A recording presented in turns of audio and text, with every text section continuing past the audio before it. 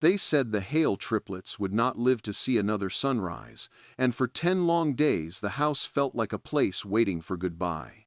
But on the night when the storm hit Vermont, when the wind pushed hard against the windows and the lights went out, Thomas Hale ran into the medical room and saw something that made his legs lose all strength.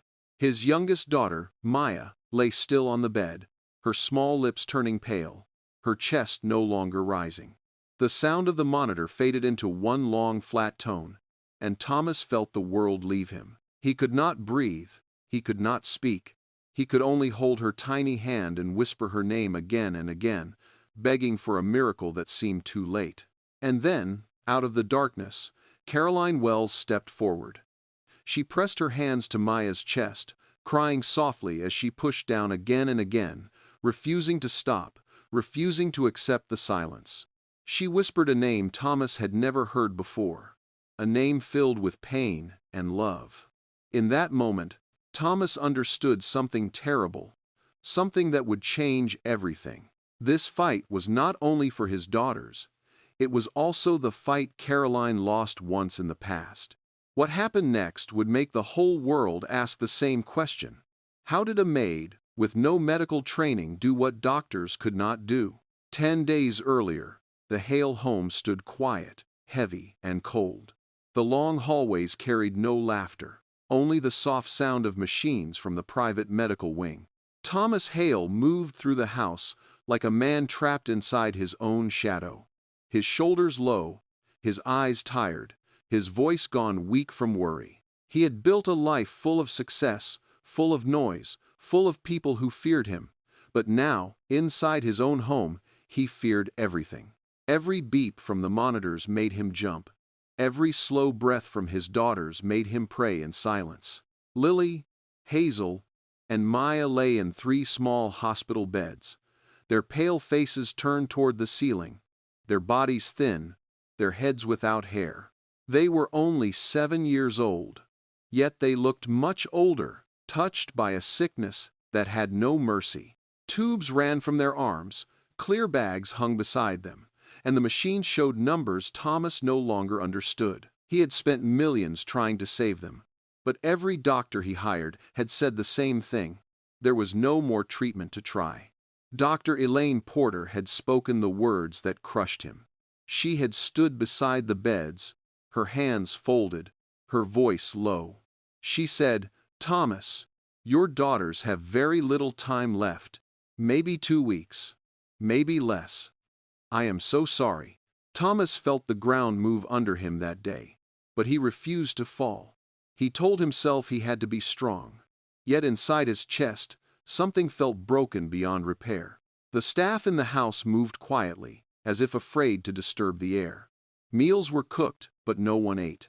The curtains stayed closed, the lights stayed dim. The house felt like a place where hope had stopped breathing. Even the nurses avoided speaking when they walked through the halls. They did their duties, but their faces showed the truth. They believed the girls were slipping away. On a cold morning, when the sky was still gray, Mrs. Harris, the head housekeeper, walked toward the front door. She opened it to find a woman standing outside with a small bag in her hand. Her name was Caroline Wells. She looked simple, calm, and quiet, with eyes that carried a kind of strength that did not come from books or training. She had come to ask for the open maid position. Mrs. Harris looked her up and down. Her voice was soft but tired as she said, "Honey, I do not know if you want this job. This house is full of sadness. Nothing but pain lives in here now. The children are very sick. They need peace. They need silence." Caroline stepped inside slowly. She spoke with a gentle voice. "Then maybe they need someone who is not afraid of that silence. Someone who is not already waiting for an ending." When Thomas first saw Caroline, he barely raised his head. He was sitting by Maya's bed, staring at her small hand. He did not want anyone near the girls unless they were a nurse or a doctor. He did not want anyone making noise. He did not want anything to disturb their weak bodies. So, when Mrs. Harris introduced Caroline, he said without looking up, "The medical wing is off limits. My daughters need quiet." Caroline did not move back. She looked at the three little girls, then at the man who loved them but did not know how to carry his pain. She spoke in a calm voice. "Mr. Hale, children who are dying do not need silence. They need someone who still sees them as alive." Thomas turned sharply, shock and anger mixing inside him. "What did you say?" She did not step away. "I said they need someone who believes they are here, not gone. Someone who is ready to fight with them, not give up before they do." The room grew still. Thomas stared at her as if she had touched a wound he hid from everyone. He wanted to tell her to leave, but something in her eyes stopped him. It was not pride, not boldness, but something deeper, something he had not seen in months. A small light. He looked away, too tired to argue. "Do what you want," he muttered. "Just stay out of my way." Caroline walked toward the beds, not with fear, but with care. She took off her gloves, touched Lily's cheek with her warm hand, and whispered, "I am here." Hazel turned her head slightly. Maya blinked slowly. For the first time in days, the room felt like it had air again. That night, Caroline hummed a soft tune as she sat between the beds. Her voice was low, steady, comforting. The girls breathed a little easier, their bodies less tense, their faces less cold. As the house slept, Caroline whispered to the darkness, "Emma, I could not save you, but I will not fail these girls." And in that moment, something began to change. Morning came slowly in the Hale home. The kind of morning that carried both sadness and a small bit of hope. The sky outside was pale, the trees still covered with cold air, and the halls of the house were quiet as always. But inside the medical room, something small had changed. Caroline Wells had stayed awake most of the night, sitting between the three beds, watching the girls breathe, listening to the sounds of the machines, whispering small words of comfort. When she finally stood up to stretch her legs, she noticed something she had not seen before. Lily's fingers moved. It was a small movement, slow and weak, but it was real. Caroline walked closer and said gently, "Lily, can you hear me?" Lily blinked once, her eyes opening just enough to show she knew someone was near. Caroline touched her hand softly and smiled a little, a smile full of hope she did not want to lose. "Good morning, sweetheart. I am happy to see you awake." Hazel and Maya still slept, their bodies tired from the long night. But the room no longer felt frozen. It felt like something soft had entered the air. Caroline opened the curtains halfway, letting in a little light. Not too much, just enough for the room to feel alive again. She stood there for a moment, breathing in, breathing out, letting her own body calm down. She did not want to rush anything. She only wanted to bring a little warmth into a place that had forgotten how to hold it. Thomas Hale had barely slept. He had spent the whole night in his office downstairs, staring at old pictures of his daughters, pictures from days when they were still healthy, still laughing, still full of life. Lily with her bright smile, Hazel with her gentle eyes, Maya with her loud giggle that filled every room. He remembered lifting them in his arms, spinning them around, hearing them shout, "Daddy," again and again. But now, he could not hear that sound anymore. It hurt him too much to think about it.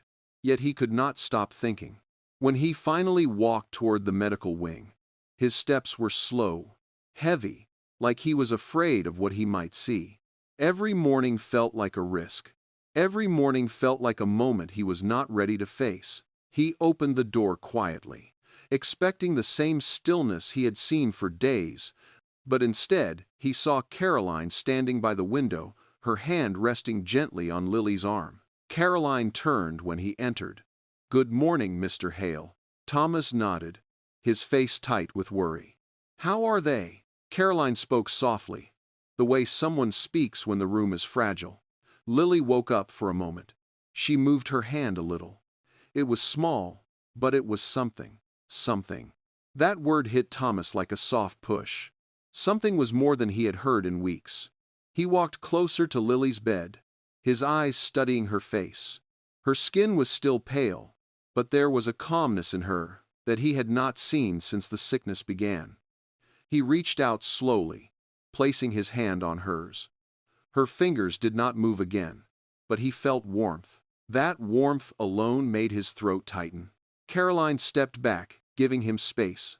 Thomas stayed there for a long time, his hand holding Lily's hand, his body still, his mind trying to hold on to this small moment. Finally, he whispered, "Thank you." Caroline shook her head. "I only sat with them. They are the ones who are fighting." Later that morning, Dr. Elaine Porter arrived for her scheduled visit. She walked into the room with her usual serious face, her bag in her hand, her eyes tired from many long nights. She greeted Thomas quietly, then began checking each girl carefully. She looked at the machines, the numbers, the lines on the charts, the small details that spoke louder than words. When she finished, she stared at her clipboard for a long time. Thomas felt his chest grow tight. He stepped closer. "Tell me, what do you see?" Dr. Porter looked at him slowly, her voice low. "Their numbers are not getting worse today.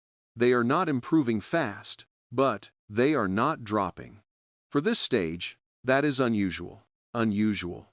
The word felt dangerous.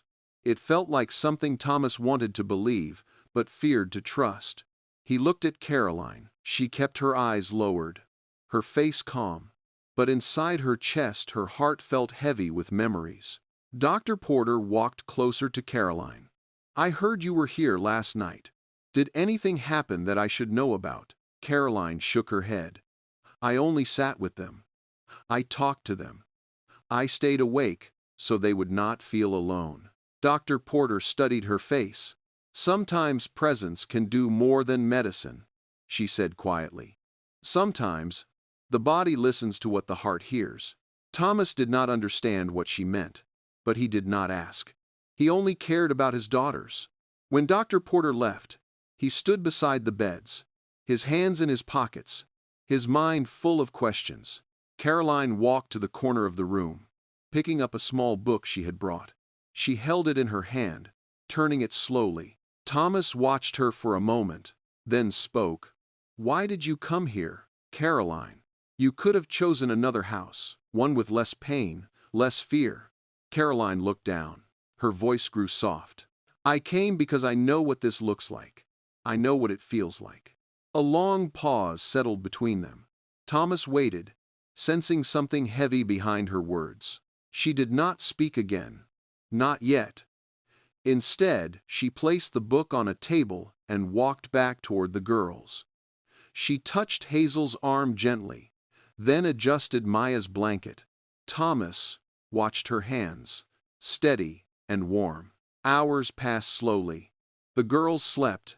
Caroline stayed close, and Thomas moved between the room and the hallway, unsure of what to do with the fear inside him. Every time he looked at his daughters, he saw both life and danger. Every time he looked at Caroline, he wondered what she was hiding, what story lived behind her eyes. That evening, as the sun lowered outside, Thomas heard a small sound from Hazel's bed, a soft, weak voice. "Daddy." The word hit him like a light.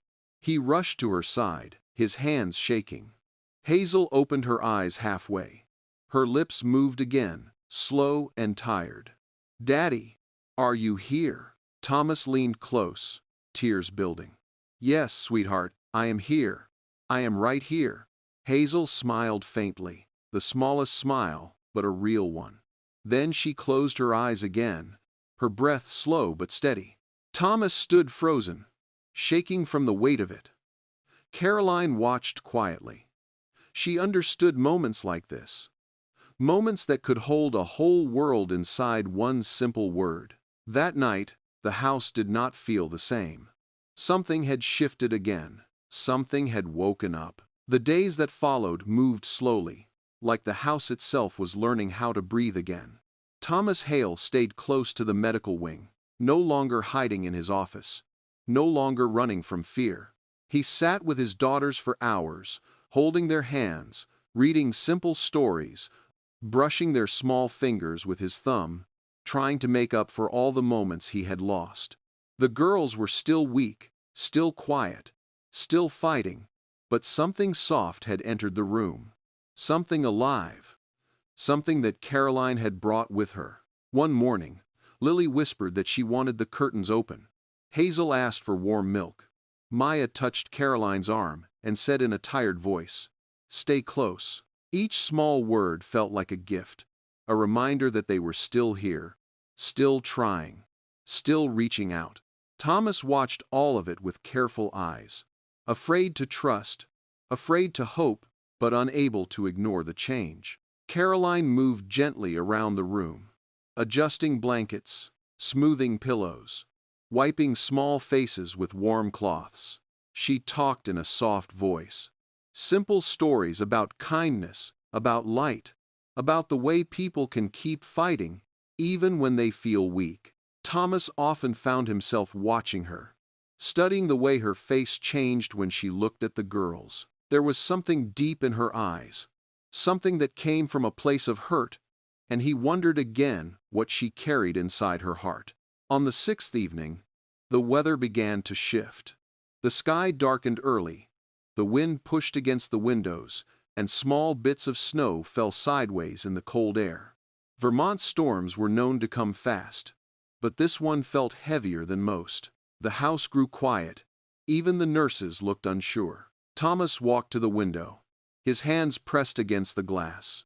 "The storm is getting strong," he said quietly. Caroline nodded. "We will be fine," she said, but her voice carried worry. She checked each of the girls again, feeling their foreheads, checking their breathing, making sure they were warm. Hazel opened her eyes for a moment.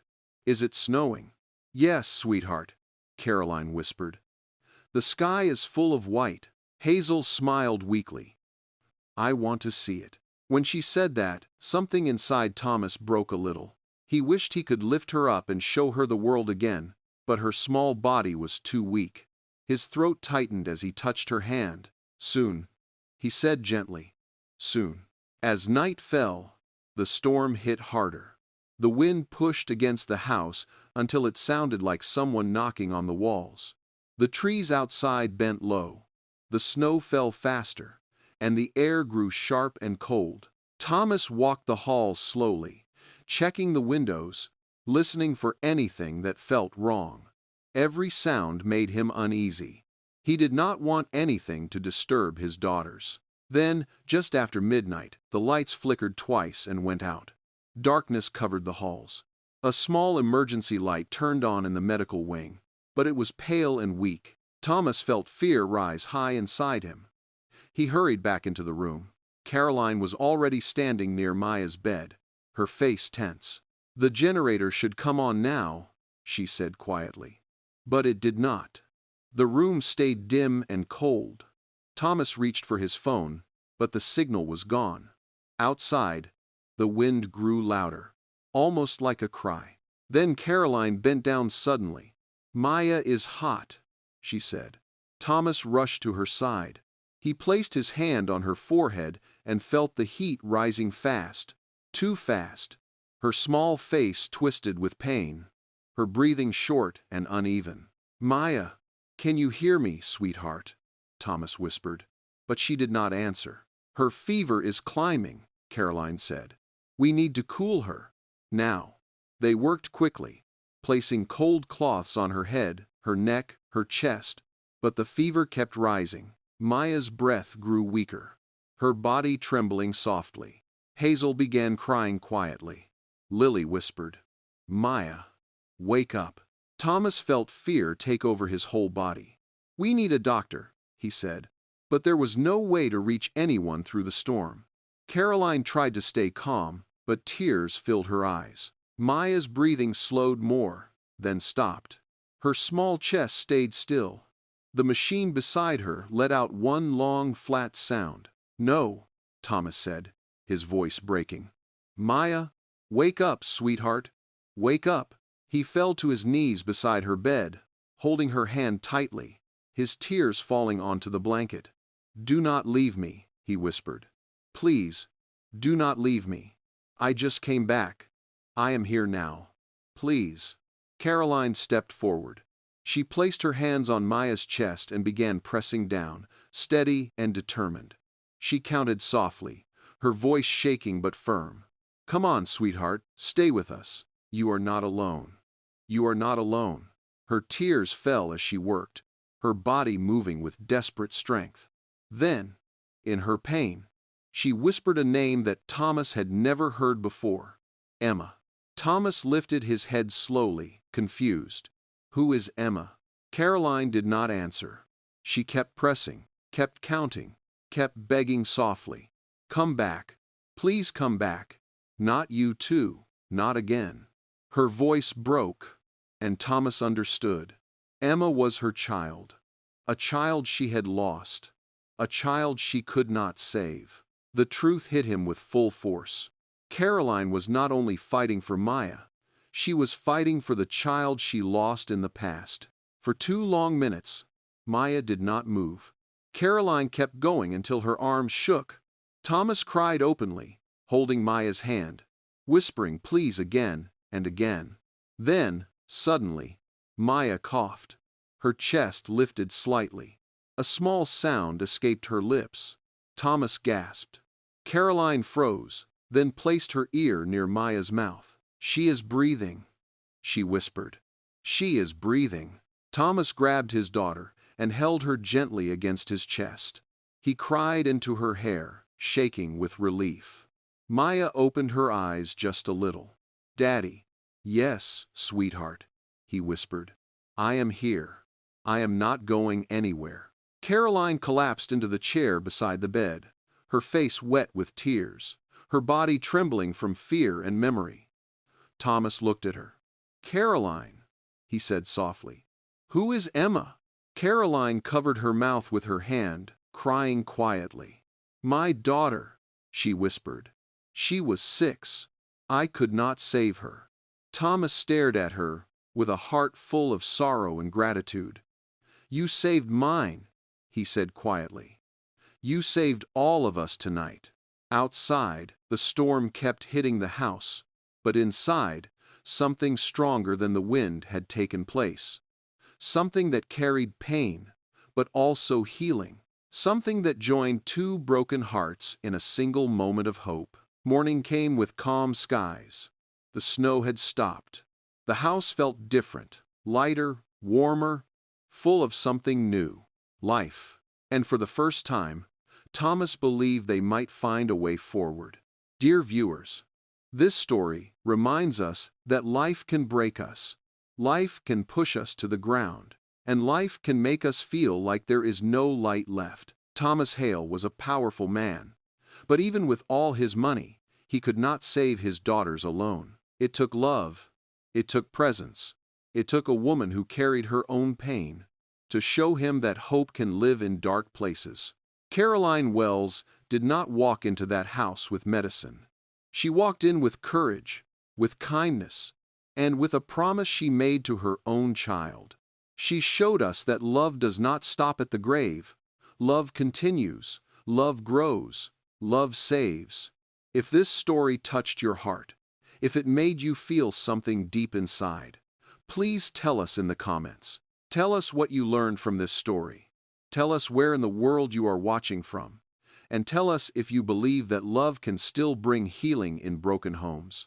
Like this video, subscribe to the channel, and share it with someone who needs hope today. Your support helps us bring more stories that speak to the soul. And if you want more emotional stories like this, stories that make you feel, stories that make you think, comment the words, "More stories," and you will be the first to get the next touching story. Thank you for watching. Thank you for feeling with us. And thank you for staying to the end. May this story remind you that even when everything looks lost, even when the night is heavy, love can still walk into the room and change everything.